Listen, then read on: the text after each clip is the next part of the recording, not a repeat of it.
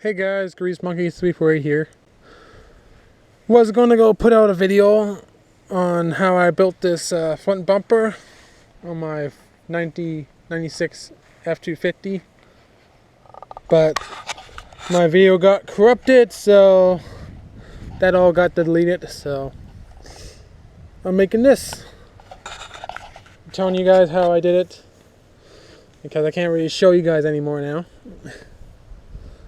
But yeah, she's not done yet.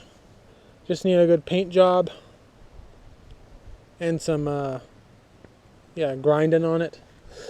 Get all the rust and old paint off these pipes I got for free. So yeah. So this is what I did. I got some 1/2-inch steel plate, some 2.5 wide, and I welded that straight onto my original bumper. Came with the truck. From the bottom all the way to the top is about 29 inches, I think it was, to top up here. And then behind that is another steel plate. I doubled it up so it's equal wide. See if you can see on this side. I welded it down here onto the top of the bumper. This bumper is 1/4-inch steel plate, so it's checkered plate, so it's fine. I made a nice angle cut up here, 30-degree, to make it look a little more okay. And then step 2 was I got some of this 2.5-inch pipe. I said 1/4 wall, so it's very thick. I cut those pieces to fit. I think they were 18 inches, 20 inches. So I cut the 3 of them, welded them in. So this is what to give the nice look. And that most of it for that. Then day 2 was I welded these bent with the pipe bender with my modified attachment so I can bend some tube. So I bent some this 1.5-inch wall tube. I got it cut at a 30-degree angle there. It comes all the way over here to another 30-degree.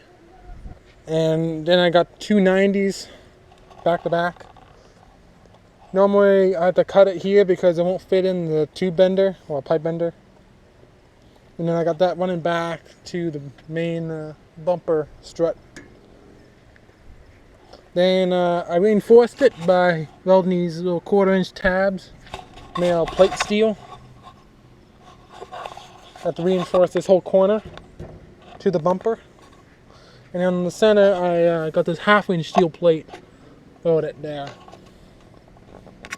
And all the way on the bottom, an 1.5-inch gap, all the way. And then on the back side, it's about a 1/2 inch. It sticks out from the bumper. So you got that. Same on this side. It's mostly the exact same on both sides. And then I got this little 1.25-inch tube, welded up with the same angle of my grill. The grill got the same angle, and the grill got 2 lines going this way. So like, why not? I got some 3/4-inch pipe, and I welded that to the same distance. And I got that going on both sides. Can't really put anything in here, any mesh or anything, because I can't have no extrusion for the headlights. So, that's a bummer. But yeah, she's pretty solid. She made out of heavy material. I probably made the bumper another like 80 to 100 pounds heavier again. Or even more than that. And on the front there, as you can see, I'm holding the camera straight right now, but these all square with the body. I got this popping out from the frame about 1 inch. So I got a nice little rake to it. So if I am pushing something, it's gonna be nice and tight. But yeah,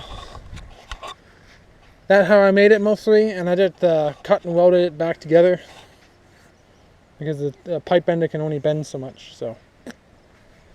But yeah, I'm going to give this thing a nice scrub down with a wire brush. and a grind wheel to get all the old paint chips off the old pipes. These ones down here are pretty clean, it's just rusty, so I'm not going to clean them up. And give it a nice coat of Ford blue. So, yeah.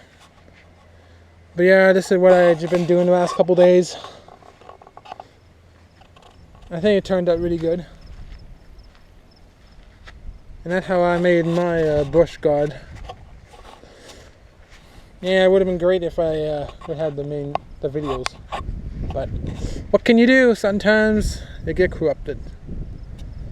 But yeah, hope you guys enjoy. Hope it give you some ideas if you're trying to make a bush guard for your truck. Like I said, I like to make this heavy duty because you never know when a deer will pop out. This should protect from a deer, but I don't know about from a moose or anything. So hope you guys enjoy, and I'll see you in the next one. Bye bye.